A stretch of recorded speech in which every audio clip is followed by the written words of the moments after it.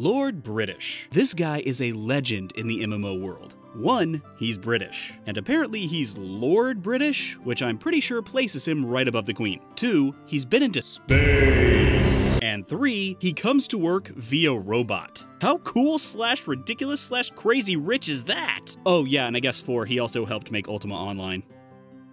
I probably should have let off with that one. But now with the help of Kickstarter, he's making a new game, Shroud of the Avatar. Wait, he's been into space, works via robot, and lives in a mansion. Why does he need our money?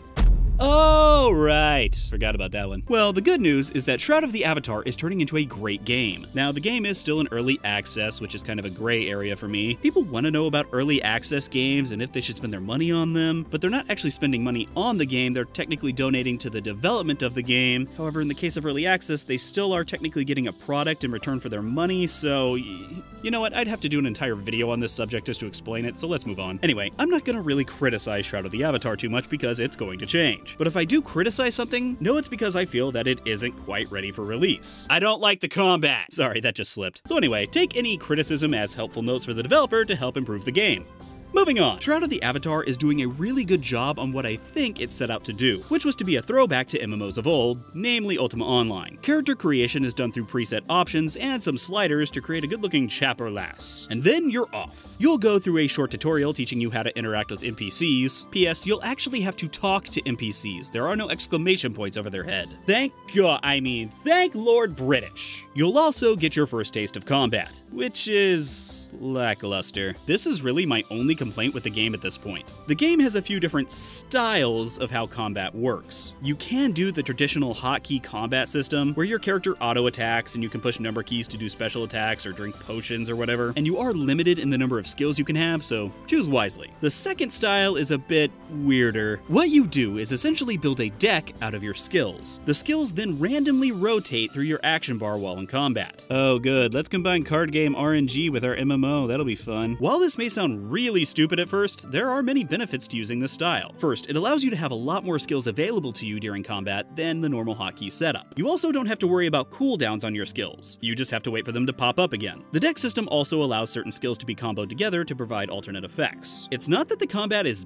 bad, it's just, I can't really put my finger on it, I just don't like it. I really would have liked to have seen something a little more new. However, this isn't really unexpected considering the game oozes old school MMO. For example, a lot of the early game is based around killing monsters and grinding for money and experience. And at the beginning, this can be rather frustratingly difficult, especially if you don't know where to hunt. And even if you do, it's still pretty hard for a bit. That is until you get some decent armor. Then you're unstoppable.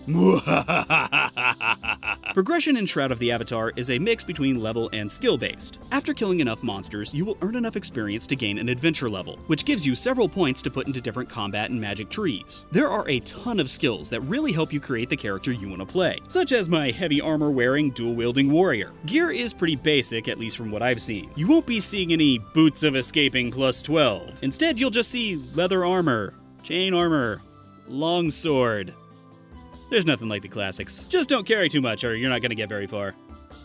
Come on, man, do some cardio! Crafting is also very similar to adventuring. Every time you successfully gather a plant, mine some ore, skin some animals, you gain crafting experience. Eventually, you'll gain a crafting level, which grants you points to put into several different crafting trees. And if I had more time, I really would have delved into crafting, but I'll have to do that next time. I really enjoy this type of progression, as I really do feel I've created a character that is completely my own and there will never be anyone like him. AKA, no one else will ever make a character this incredibly stupid. The world of Shroud of the Avatar is actually broken up into smaller zones, connected by this large overworld map. And get this, you actually have to walk to places. What is this, the Middle Ages? What? It is? Oh. To help you get around, there is currently a mount in the game, but I'm not really sure it's that helpful. Pretty funny though. Each city also has lots available for player housing. You can even set up a castle, but that one will cost you. Honestly, Shroud of the Avatar has been an enjoyable experience. Despite my problems at the beginning of the game with dying nonstop and having trouble finding a place to hunt, I ended up really enjoying myself. I truly hope that development continues the path that it's on, because if it does, Shroud of the Avatar is a game to keep your eye on.